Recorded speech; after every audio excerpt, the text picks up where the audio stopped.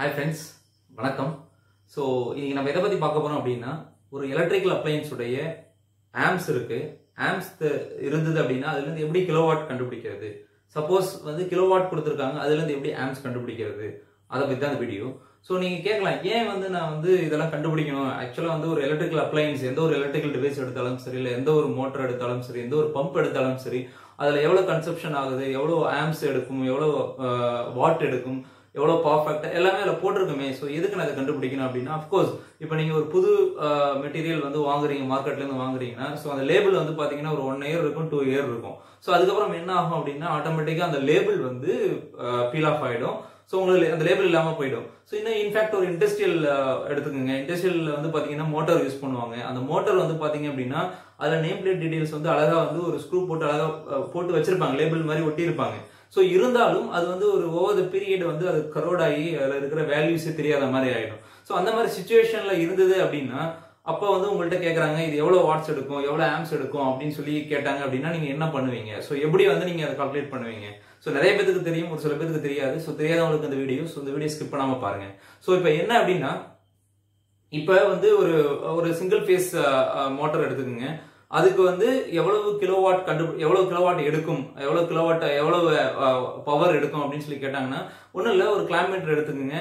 அதுக்கு வந்து கேபிள், அதோட கேபிள், மோட்டருக்கு போகிற கேபிள் வந்து பார்த்தீங்கன்னா சப்போஸ் வந்து ஒரு 3 கோர் கேபிள் தான் போகும். 3 கோர் அந்த மோட்டர் ரேட்டிங்கை பொறுத்து இட் மேபி 1.5 2.5 3.5 ஸ்கொயர் mm இருக்கலாம்.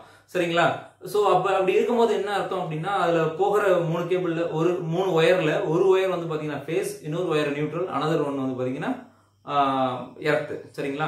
ஸோ ஃபேஸ் கிட்ட நீங்கள் கிலோமீட்டர் போட்டு நீங்கள் பார்க்கும்போது எவ்வளோ ஆம்ஸ் எடுக்கும் அப்படின்றது தெரிஞ்சிடும். ஸோ இப்போ ஆம்ஸ் தெரிஞ்சது அப்படின்னா அதுலேருந்து ஸ்டாண்டர்ட் ஃபார்முலாஸ் இருக்கு, அதை அப்ளை பண்ணீங்க. அதாவது டிசி ஃபார் டைரக்ட் கரண்ட்டுக்கு தனியாக ஃபார்முலா இருக்கு, ஏசிக்கு தனியாக ஃபார்முலா இருக்கு, ஏசியில சிங்கிள் ஃபேஸுக்கு தனியாக ஃபார்முலா இருக்கு, 3 ஃபேஸுக்கு தனியாக ஃபார்முலா இருக்கு. ஸோ இதெல்லாம் நீங்க வந்து பார்க்கும்போது உங்களுக்கு ஈஸியா வந்து அதில் வேல்யூ அப்ளை பண்ணீங்கன்னா ஈஸியா தெரிஞ்சிடும். சரிங்களா?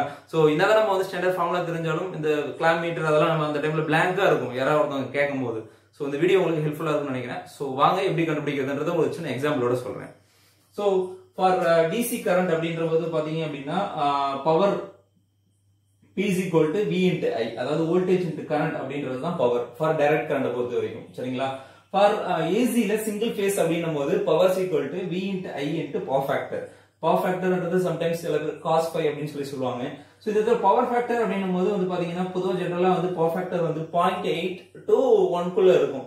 ஸோ இந்த வீட்டுல எல்லாம் பாத்தீங்கன்னா 0.8 to 0.9 இருக்கும். சம் இண்டஸ்ட்ரியில வந்து 0.9க்கு கீழே வந்து மெயின்டைன் 0.9க்கு கீழே போகாம மெயின்டைன் பண்ணுவாங்க. எப்படின்னா AFPS, அதாவது automatic power factor correction panel வந்து போடுவாங்க.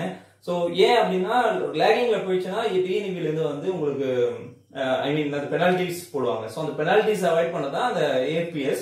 ஸோ இதை பத்தி டீடைலா ஒரு வீடியோ நான் உங்களுக்கு சொல்றேன். ஸோ இதுக்கான ஃபார்முலா சிங்கிள் ஃபேஸுக்கு வந்து V into I into power factor, for 3 ஃபேஸுக்கு வந்து √3 into V into I into power factor அப்படின்னா இந்த காஸ் பை அப்படின்னு சொல்லிடலாம். சரிங்களா? ஒரு எக்ஸாம்பிள், ஃபார் டிசி கரண்ட்ல ஒரு வோல்டேஜ் வந்து 220 வோல்ட் எடுக்குது. ஆம்ஸ் நான் சொன்ன மாதிரி வந்து 10 வாட் 10 ஆம்ஸ்னு வச்சுங்க, ஃபார் எக்ஸாம்பிள் சொல்றேன்.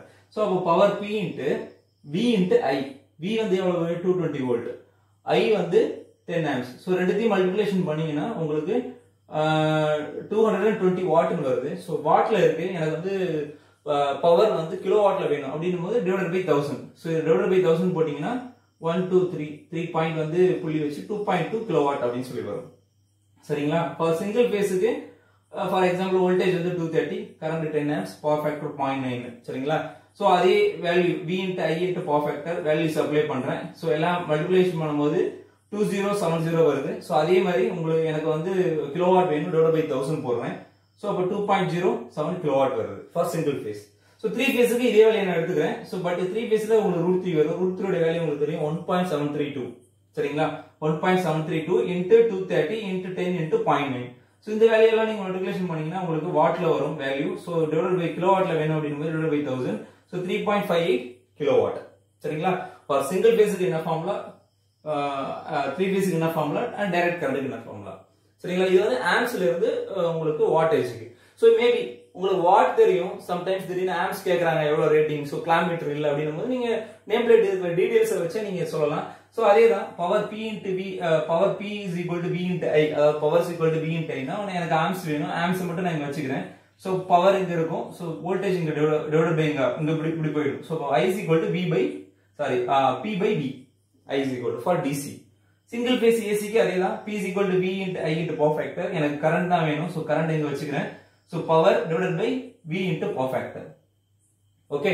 ஸோ அதே மாதிரி ஏசி 3 ஃபேஸ் எனக்கு வந்து என்ன வேணும் அப்படின்னா கரண்ட் வேணும். ஸோ கரண்ட் வேணும் போது கரண்ட் இங்க வச்சுக்கிறேன். So P divided by V எல்லாம் இங்க வரும்.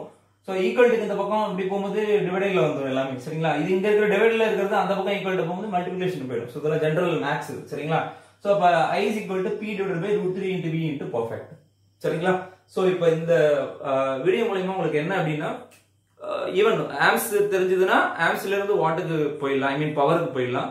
ஸோ பவர் தான். Power in terms of watt, in terms of kilowatt, எது வேணாலும் நீங்க சொல்லலாம். சரிங்களா?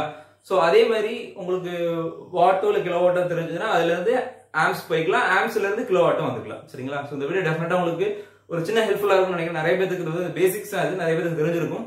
ஸோ தெரிஞ்சதுனாலும் ஜஸ்ட் ஒரு ரீகால் பண்ண மாதிரி உங்களுக்கு இருக்கும். ஸோ தெரியாதவங்களுக்கு இந்த வீடியோ ஹெல்ப்ஃபுல்லா இருக்கும்னு நினைக்கிறேன். ஸோ இந்த வீடியோ உங்களுக்கு பிடிச்சிருந்து அப்படின்னா லைக் பண்ணுங்க.